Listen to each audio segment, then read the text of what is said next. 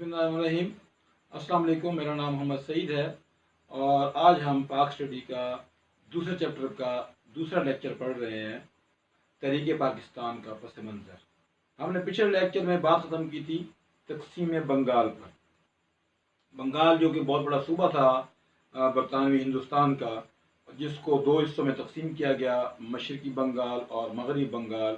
मशरक़ी बंगाल में मुसलमानों की अक्सरियत थी और वहाँ पर सहूलियात बिल्कुल ना होने के बराबर थी। जब वहाँ उसको अलग सूबा बना दिया गया तो मुसलमानों के लिए तरक्की की नई राहें खुली।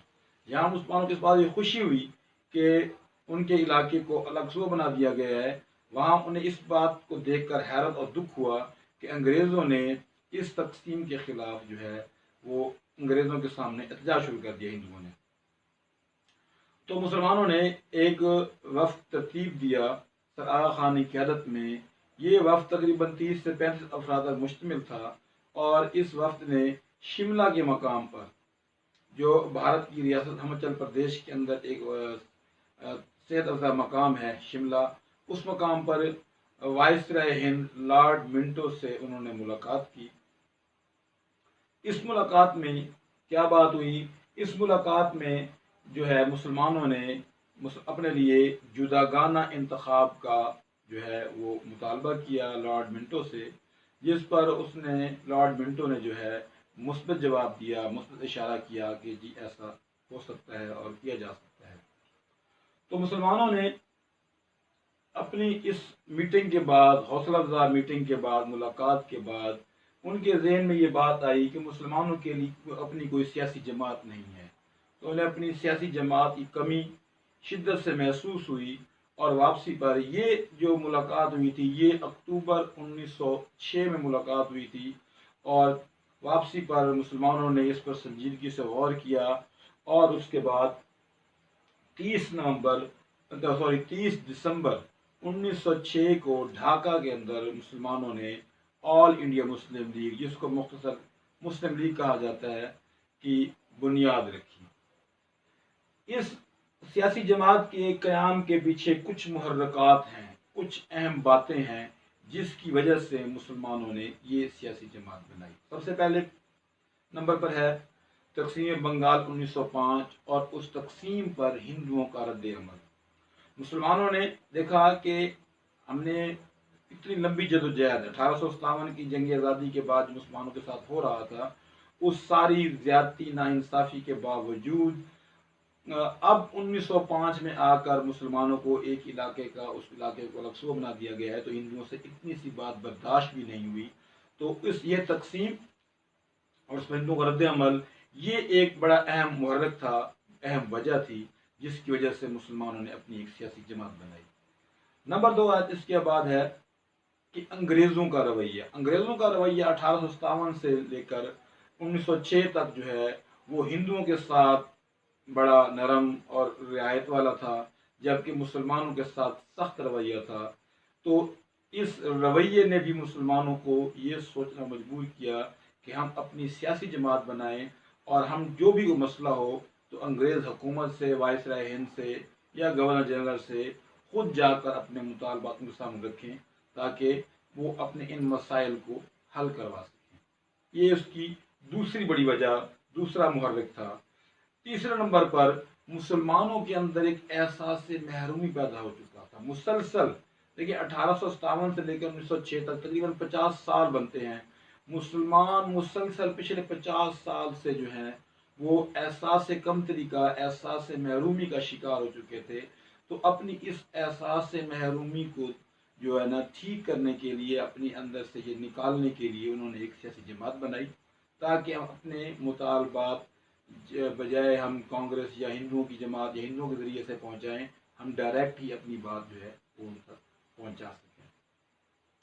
चौथी और आखिरी वजह ये थी ये जमात बनाने में मुस्लिम लीग कि मुसलमानों को सियासी तौर पर बिल्कुल नज़रअंदाज किया जा रहा था। यानी सियासी तौर पर तमाम ओहदों पर, सरकारी ओहदों पर, वजारत में, हुकूमत में, कानून साजी में कहीं भी मुसलमानों को जो है वो शामिल नहीं किया जा रहा था। उसमें हिंदू और अंग्रेज़ शामिल होते थे। तो सियासी तौर पर मुसलमानों को مسلسل اگنور کیے جانے کی وجہ سے، نظر انداز کیے جانے کی وجہ سے مسلمانوں نے اپنی الگ پہچان بنانے کے لیے اپنی ایک الگ سیاسی جماعت کی بنیاد رکھی، جس کو مسلم لیگ کہتے ہیں۔ اس مسلم لیگ کے دو چیزیں جو اس میں بڑے مقاصد تھے وہ یہ تھے۔ سب سے پہلا جو مقصد تھا کہ 1857 سے لے کر اس 1906 تک انگریزوں کے دل میں ابھی تک جو ہے یہ بات، یہ غبار ابھی تک بالکل کلیئر نہیں ہوا تھا کہ وہ مسلمانوں کو ابھی بھی غدار اور جو ہے ایسا سمجھتے تھے کہ وہ کسی وقت میں نقصان پہنچا سکتے ہیں۔ تو اس جماعت کا مقصد یہ تھا کہ مسلمانوں کے اندر انگریز حکومت کے لیے وفاداری کا جذبہ پیدا کیا جا سکے۔ دیکھیں، اب حکومت تو انہوں نے بنا لی تھی پچھلے 50 سالوں سے، ہم اسے مانے یا نہ مانے اس سے تو کوئی فرق پڑتا نہیں تھا مسلمانوں کو، انگریزوں کو۔ تو اس جماعت کا مقصد یہ تھا کہ عام مسلمان جو یہ سمجھتے تھے کہ ہم انگریز کی غلامی میں ہیں اور ہم اب خود کو ٹھیک نہیں کر سکتے، ہم آگے نہیں آ سکتے، ہم اپنی عزت نہیں کروا سکتے، تو انہیں بتانا تھا کہ آپ انگریز جو اس وقت حکمران ہے، ہمارا اسلام بھی کہتا ہے کہ جو آپ کے اوپر حکمران ہو آپ اس کی بات کو مانیں، تو آپ اپنی وفاداری کو پہلے حکومت سے ثابت کرائیں کہ مسلمان یہ ثابت کرے حکومت کو، انگریز کو، کہ مسلمان بھی ان کی حکومت کے وفادار ہیں، تاکہ مسلمانوں کو بھی وہ ساری سہولتیں، وہ آسائشیں، وہ آسانیاں، وہ عزت دی جا سکے جو انہوں نے ہندوؤں کو دی ہوئی تھی۔ دوسرے نمبر پر مسلمانوں کے سیاسی حقوق کا تحفظ کرنا اور ان کے سیاسی جو مسائل ہیں ان کو حکومت تک پہنچانا، یہ دوسرا بڑا مقصد تھا۔ تیسرا یہ کہ ان دو جو بھی میں نے بتایا آپ کو کہ وفاداری اور ان دو باتوں کو مدنظر رکھتے ہوئے دوسری اقوام کے سامنے جو ہے مسلمانوں کے اور دوسری جو قومیں ہیں، سکھ ہیں، عیسائی ہیں، جو بھی ہیں، ان کے ساتھ ایک اچھے تعلقات قائم کرنا۔ اس میں ایک بات اور میں ایڈ کر دوں کہ مسلمان اس چیز کو سمجھتے تھے کہ یہ جو انگریز کاروائیاں کرتے ہیں وہ صرف اور صرف مسلمانوں کے خلاف کاروائیاں کرتے ہیں، ان کے مسلمانوں کے دلوں سے یہ شک بھی دور کرنا کہ ایسا نہیں ہے کہ اگر ہم اپنی وفاداری جب ظاہر کریں گے تو ہم صرف ہمارے اوپر کوئی کارروائی جو ہے نہیں ہوگی، بلکہ وہ اپنی حکومت میں جس طرح وہ ہندوؤں کے ساتھ کریں گے ویسا سلوک ہی مسلمانوں کے ساتھ کریں گے۔ اگلا ہمارا ٹاپک ہے جی منٹو مارلے اصلاحات 1909۔ 1905 کی جو تقسیم بنگال تھی وہ ہندوؤں سے بالکل ہضم نہیں ہو رہی تھی۔ وہ اس پر مسلسل تحریکیں چلا رہے تھے، انگریزی مال کا بائیکاٹ کر رہے تھے، عدم تعاون کی تحریکیں چلا رہے تھے، ٹیکس دینے سے انکار اور پتہ نہیں کیا کچھ کر رہے تھے، جس کی وجہ سے ہندوستان میں بد امنی اور بے چینی پھیل گئی۔ مسلمان اور ہندو ایک دوسرے سے جو ہے بیزار ہو گئے اور ایک دوسرے کا شکل دیکھنے کو روا نہیں تھے۔ مسلمان اس لیے کہ وہ حیران تھے کہ ہندوؤں سے اتنی سی بات جو ہے مسلمانوں کا فائدہ برداشت نہیں ہو سکا، اور ہندو اس لیے نہیں اس چیز کو دیکھ کر راضی تھے کہ آخر مسلمانوں کو الگ حقوق کیوں دے دیے گئے۔ تو اس ساری صورتحال کے اوپر یہ برصغیر کے اس وقت حالات چل رہے تھے، تو ان حالات میں وزیر ہند مسٹر مارلے اور governor general Hindustan lord Manto, انہوں نے مل کر جو ہے ایک اصلاحات جو ہے وہ تیار کی، مرتب کی، اور یہ اصلاحات جو ہیں، یہ ریفارم اصلاحات، یہ برطانوی پارلیمنٹ میں منظوری کے لیے بھجوا دی۔ برطانوی پارلیمنٹ نے ان اصلاحات کو منظور کر دیا اور پارلیمنٹ میں یہ انڈین کونسلز ایکٹ 1909 کے نام سے ان کو جانا جاتا ہے، یہ مشہور ہوئی۔ ان کو منٹو مارلے اصلاحات 1909 یا انڈین کونسلز ایکٹ 1909 بھی کہا جاتا ہے۔ اس ایکٹ کے تحت مرکزی اور قومی جو قانون ساز اسمبلیاں تھیں، کونسل تھی، ان میں توسیع کر دی گئی، اور اس میں جو پہلے ارکان تھے ان ارکان کی تعداد میں بھی اضافہ کر دیا گیا۔ دوسری اس منٹو مارلی اصلاحات کی خاص بات یہ تھی کہ مسلمانوں کے جداگانہ انتخابات کے حق کو بھی تسلیم کر لیا گیا تھا۔ یاد رہے کہ یہ مطالبہ مسلمانوں نے 1906 میں وائسرے ہند سے شملہ وفد جب گیا تھا وہاں پر یہ رکھا تھا، اور ان کے اس مطالبے کو اس اصلاحات کے اندر تسلیم کر لیا گیا تھا۔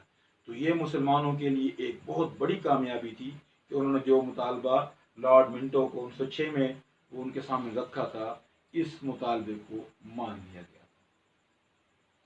پھر ہم آتے ہیں میثاق لکھنؤ 1916۔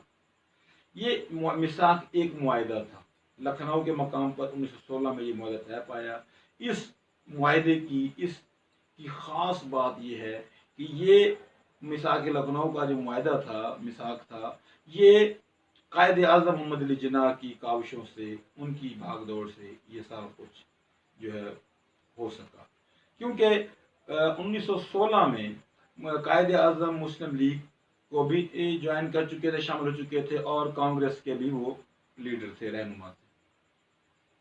تو انہوں نے اپنی پوری بھاگ دوڑ کوشش کر کے ہندوستان کی تاریخ میں پہلی مرتبہ ہندوؤں اور مسلمانوں کو ایک جگہ پر یکجا کیا، اور ان کے درمیان آپس میں بات چیت کے ذریعے معاہدہ طے کروایا۔ یہ اس سے پہلے ہندوستان کی تاریخ میں ایسا کبھی نہیں ہوا تھا۔ اور نہ صرف اکٹھا کیا بلکہ مسلمانوں جو کہ اقلیت میں تھے، مسلمانوں کے لیے ہندوؤں سے جداگانہ انتخابات کا حق بھی بنوا لیا گیا۔ حالانکہ وہ حق جو تھا وہ منٹو مارلی اصلاحات میں انگریزوں نے تسلیم کر لیا تھا، لیکن ہندو اس کو تسلیم نہیں کرتے تھے۔ تو اس میثاق لکھنؤ کے اندر مسلمانوں نے، قائد اعظم نے ہندوؤں سے بھی اس بات کا اقرار کروا لیا کہ انہوں نے جو ہے مسلمانوں کو ان جداگانہ انتخابات کا حق تسلیم کر لیا۔ اور یہ صرف جداگانہ انتخابات کے حق کو تسلیم نہیں کیا تھا، بلکہ ہندوؤں نے پہلی بار مسلمانوں کو ایک الگ قوم بھی تسلیم کر لیا تھا۔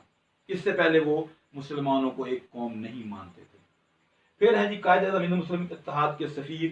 اس بڑے کارنامے کی وجہ سے، ہندوؤں اور مسلمانوں کو ایک جگہ اکٹھا کرنے کی وجہ سے جو ہے ہندو مسلم اتحاد کا سفیر یا امن کا سفیر کا ان کو جو ہے خطاب دیا گیا قائد اعظم محمد علی جناح کو۔ ہمارا آخری ٹاپک ہے آج کی لیکچر کا، تحریک خلافت 1919۔ 1914 میں دنیا کے اندر پہلی جنگ عظیم کا آغاز ہوا۔ یہ جنگ جو تھی تقریباً 11 ملکوں کے آپس میں درمیان تھی، اور اس جنگ میں جو ہے جرمنی کا ساتھ دے رہا تھا ترکی براہ راست اس جنگ میں شامل تو نہیں تھا، لیکن اخلاقی اور عسکری لحاظ سے جو ہے وہ ترک جو ہے وہ ان کا ساتھ دے جرمنی کا۔ جرمنی اپنے حلیفوں سمیت، اپنے ساتھی ممالک سمیت یہ جنگ ہار گیا۔ جب وہ جنگ ہار گیا تو مخالفین ممالک نے کیا کیا کہ ترکی کو جرمنی کا ساتھ دینے کی پاداش میں جو ہے مزہ چکھانے کے لیے انہوں نے کیا کیا کہ ترکی کے پاس جو علاقے تھے، تھوڑی سی میں یہاں وضاحت کر دوں، یہ جو ترکوں کے پاس علاقے تھے اصل میں اس وقت تک مسلمانوں کے جتنے بھی ممالک اور علاقے تھے، خاص طور پر عرب کے اندر، یہ سب ایک ملک کہلاتے تھے، سلطنت عثمانیہ کہلاتے تھے۔ ان کے اندر ایک امیر المومنین ہوتا تھا اور وہ سارے اس معاملات کی دیکھ بھال کرتا تھا۔ تو کیا کیا اس جنگ عظیم کے بعد، پہلی جنگ عظیم کے بعد جو 1914 سے لے کر 1918 تک رہی، اور 1918 اختتام کے بعد 1919 میں کیا کیا کہ برطانیہ اور اس کے حلیف ممالک نے ترکی کو اس کے 5 بڑے علاقوں سے محروم کر دیا، اس کو الگ کر دیا۔ اس میں سر فہرست سعودی عربیہ ہے، جس کو پہلے اس کا نام حجاز مقدس تھا، اس کے بعد شام، فلسطین، اردن اور عراق، ان علاقوں کو ترکی سے الگ کر کے الگ ملک بنا دیا گیا۔ اس کے جس کے کرنے کے بعد، جنگ عظیم کے اس کرنے کے بعد ترکوں کے جرمنوں کے ساتھ تعاون کے کرنے کی وجہ سے کیا ہوا کہ ہندوستان کے جو مسلمان تھے ان میں شدید بے چینی اور اضطراب پایا جاتا تھا کہ ہم مسلمان جو ہیں وہ اپنی سلطنت عثمانیہ کو بڑی عزت کی نگاہ سے دیکھتے ہیں، تو اس کے تحفظ کے لیے مسلمانوں نے تحریک کا آغاز کیا، جس کو تحریک خلافت کہتے ہیں۔ اس تحریک کے 3 بڑے مقاصد تھے۔ پہلی بات یہ ہے کہ ترکی کے علاقے جو اس سے الگ کیے جا رہے تھے، ترکی سے کوئی بھی علاقہ اس سے نہ چھینا جائے، اس کے ترکی کی سلطنت کے ٹکڑے نہ کیے جائے۔ دوسری بات، جتنے بھی دنیا بھر میں مقامات مقدسہ ہیں، جیسے حرم شریف ہے مکہ اور مدینہ شریف ہے اور بیت المقدس ہے، تو جتنے بھی مقامات مقدسہ تھے وہ ترکوں کی تحویل میں رہنے دیے جائیں، ان کی حفاظت ترک ہی کریں گے۔ تیسری بات یہ ہے کہ ترکی کی خلافت کو ختم نہیں کیا جائے گا، ترکی کے ٹکڑے نہیں کیے جائیں گے، خلافت کو قائم رہنے دیا جائے گا۔ یہ ہمارا آج کا لیکچر یہاں پر کمپلیٹ ہوا۔ تو ہم نے آج 3 اس میں بڑی باتیں جو ہیں، 3 نئے پوائنٹ جو ہیں وہ ڈسکس کیے: شملہ وفد، 1906 مسلم لیگ کا قیام، منٹو مارلی اصلاحات اور تحریک خلافت۔ ابھی ہمارے یہ جو تحریک پاکستان کا پس منظر ہے، اس کے ٹوٹل 6 لیکچر ہوں گے، 6 لیکچر اس کو ڈیوائڈ کیا گیا ہے۔ آج یہ اس کا دوسرا لیکچر ہے۔ تو جن سٹوڈنٹس نے ابھی تک اس کا پچھلا لیکچر نہیں سنا تو وہ اس کو سنیں، تاکہ پھر اگلی بات سمجھ آ سکے۔ تب تک کے لیے اللہ حافظ۔